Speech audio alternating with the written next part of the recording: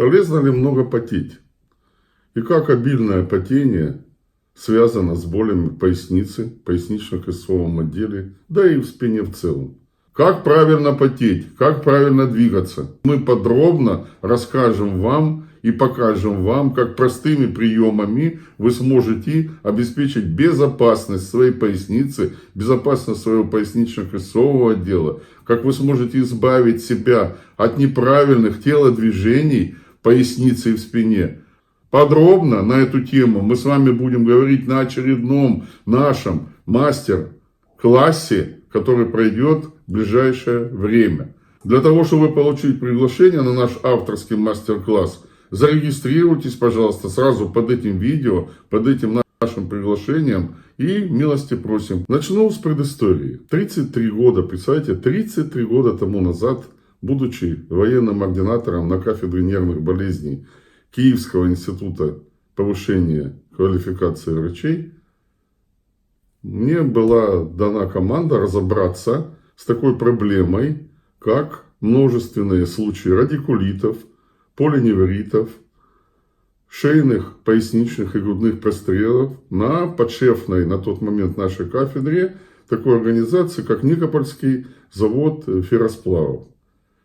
Мы поехали туда. Два профессора моих, два моих руководителя, Евгения Леонидовна Мачерет, Иван Захарович Самосюк. И вот мы там провели очень большую работу. И что оказалось? Оказалось, что люди, которые работают в горячих цехах и ненормированно потеют, теряли, представляете, теряли за смену от 3 до 8 килограммов живого веса. И на тот момент они как восстанавливали? Восстанавливали дефицит жидкости в организме очень просто. Стояли банальные аппараты с газ-водой, но вместо газ-воды там был умеренный соленый раствор, обычной пищевой нашей соли, натрий хлор. И что мы выяснили, дорогие друзья? Мы выяснили, оказывается, что вот такое ненормированное потение и, будем говорить, немотивированное восстановление, вернее, не специфическое, не профессиональное восстановление утраты электролитов приводит к развитию таких вот грозных состояний, как шейные и грудные прострелы, и особенно поясничные и пояснично-крестцовые страдания. И каким образом мы стали отрабатывать эту систему? Во-первых, мы предложили, и на этом мы получили свой патент, которым я до сих пор очень горжусь, один из многих моих патентов, которые применяют, или мы рекомендовали применять определенные биологически активные точки, как на теле человека, так и на ушной раковине. А потом мы очень четко выделили качество утраченных электролитов. Оказалось, что не только натрий хлор надо восстанавливать цинк, надо восстанавливать медь, надо восстанавливать хром, надо восстанавливать натрий и калий. И поэтому, когда вам советуют почаще бывать в бане, почаще потеть, почаще восстанавливать себя, делать физическую активность, которая сопровождается повышенным потоотделением. Всегда думайте о том, что наш организм это не просто некая механическая система наборов костей, сухожилий, мышц, связок, а это еще очень синхронная система, синхронизирующая сама система. И основной смысл заключается в том, что при обильном потении, мы так с вами устроены, что при обильном потении, в первую очередь, мы страдаем от того, как реагирует наш кишечник, особенно толстый кишечник. А с чем это связано? Это связано с тем, что обильное выделение пота через кожу приводит к определенному напряжению в области почек, как левой почки, так и правой почки. А по канонам традиционной восточной медицины мы с вами должны помнить и знать о том, что, невзирая на то, что почки это парные органы, каждая из этих почек выполняет свою функцию. И если правая почка это у нас контроль секреции, то левая почка это у нас контроль гормонов. И вот эта вот разница, как говорят в Одессе, между левой и правой почкой как раз таки и лежит в основе формирования очень неприятных состояний, начиная от вегетососудистой дистонии, заканчивая гипертонической болезнью, начиная от мелких артритов, заканчивая крупными артрозными состояниями. Поэтому надо очень внимательно следить за состоянием своего кишечника, следить за состоянием своей печени и желчного пузыря.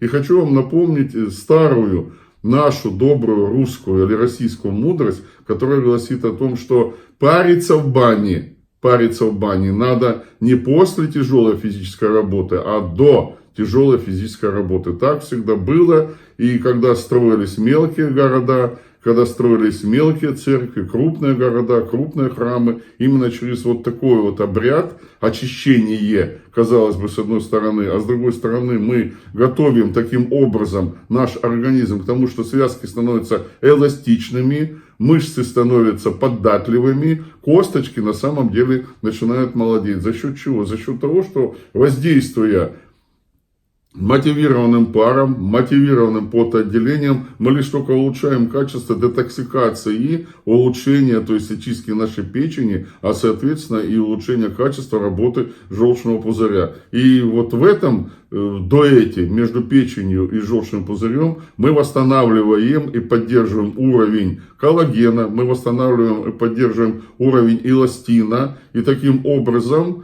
мы не даем возможность нашим мышцам, нашим связкам, нашим суставам стареть преждевременно. Вот, казалось бы, и все. И потом я хочу вам сказать, что в каждом отдельном случае надо думать о том, что каждый ландшафт, каждая своя территория дает нам определенные свои условия и традиции. Это я к чему говорю? Это я говорю к тому, что вы можете мне легко оппонировать и сказать о том, что, например, в Тибете не принято потеть. Да, в Тибете не принято потеть. Почему? Потому что в Тибете абсолютно другой уровень атмосферы, другой уровень питания, другой уровень гигиены. И поэтому, если мы сравниваем традиции Тибета, традиции тибетской медицины, которая все больше и больше становится популярна среди нас, среди европейцев, то надо помнить о том, что все эти вещи должны быть максимально адаптированы и максимально понимаемы.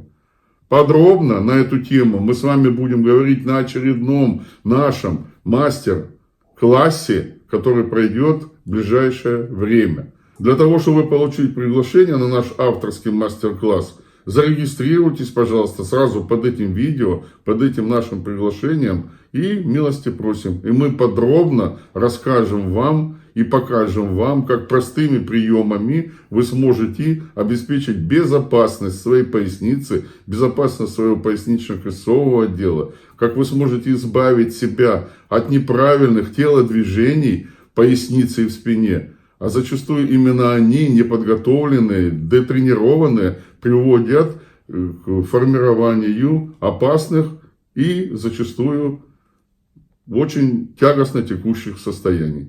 Как правильно потеть, как правильно двигаться, как изменения в пояснично-крестцовом отделе спины отражаются на шейном отделе и сосудах головы и шеи. На этом нашем авторском вебинаре мы остановимся подробно о очень маленьком, но достаточно важном для человеческого организма таком элементе позвоночника, как копчик. На вебинаре мы с вами подробно поговорим о том, как копчик влияет на состояние сосудов шеи, сосудов головы и на состояние нашей мозговой активности. Приходите и еще раз милости просим.